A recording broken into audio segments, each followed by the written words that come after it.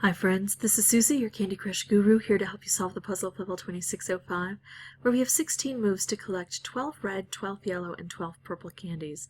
It doesn't sound horrible until we notice that we have none of those colors on the board right now. We've got the other three colors that are possible, blue, green, and orange, but that's nice because we only have three colors, so it's easy to make specials. Although this special doesn't look particularly appealing to me on this board, I need something that either strikes this, because for every 3 turns that I take that I don't hit this, it's going to spew something out. Now, if I can strike it anywhere from 3 to 6 times, I'm not exactly sure on this level, it varies from level to level, but if I can strike this enough, it'll explode and then I'll start getting mystery candies. That's a very unlikely thing to have happen because of its isolation in 16 moves. I'm more concerned with getting these guys pulled out and converted into these colors so I can collect them.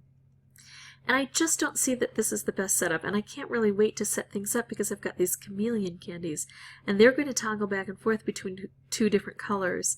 Unfortunately, they don't toggle into these. It's either going to be orange, green, or blue. So I'm going to exit this board because I don't like this setup, and I can exit and enter over and over without losing any lives, as long as I do so before I take my first turn.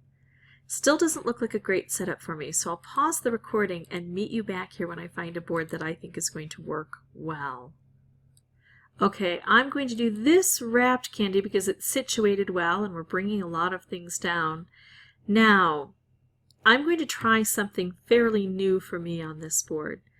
I only have 16 moves. I'm going to try to play carefully. Now, I know it may stun some of you who are used to seeing me just blast through, but I will try to play very carefully and examine each opportunity before I take it. I do like striking this with this if I can, but I love doing this striped wrapped combo. It also strikes this, so it'll stun it for a bit. It shouldn't cover this over with anything.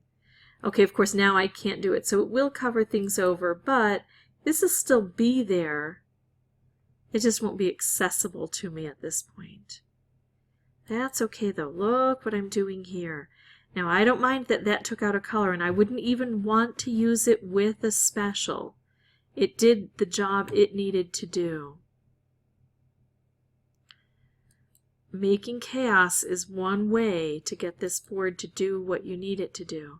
I struck this again. I know it's a pipe dream to get this out of the way. It does happen every so often though, and if we can get it to work for us, it's really beneficial. There, we struck that again, so it's not going anywhere. Now, I can reach purple, but I only have 1, 2, 3 purple on the board, so it's not worth it for me to remove purple. I can reach yellow, and I've got a lot of yellow on the board, enough to complete the order. So I'm going to get rid of all the yellow, and that means that all of the new lucky candies on the board will have to be red or purple. They cannot be yellow. So that efficiently and effectively reduces our colors down from 6 on the board to now a total of 5. We can only have 5 at a time on the board. So that's handy. I like this because it's nice and, ooh, I might just do this here. Okay, so I can take out green or blue. I can't reach red and I can't reach purple, and it wouldn't matter anyway. But what I'm going to do is set this off, which will hit this, and who knows but that this might be ready to explode. It's also going to hit this, which will just take out the most prevalent color, which I think is going to be blue. So we'll get all of the benefit of that. Look at this. Here we go. 1 more to collect, 4 moves to do it. This is a lucky candy. It has to turn into purple, and it has to match up with this. There we go.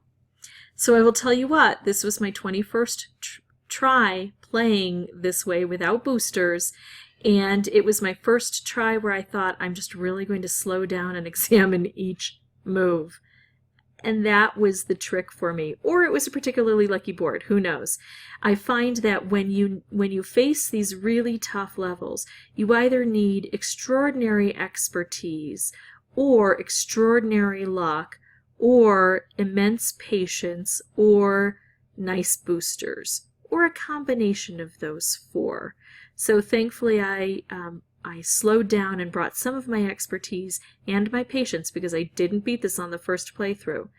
And maybe a little bit of luck to combine in there. If this was at all helpful, I'd ask that you consider liking and subscribing. That in turn would help me out. If you have any questions or comments, please put those below and I'll try to respond as quickly as I can. And as always, thanks for watching.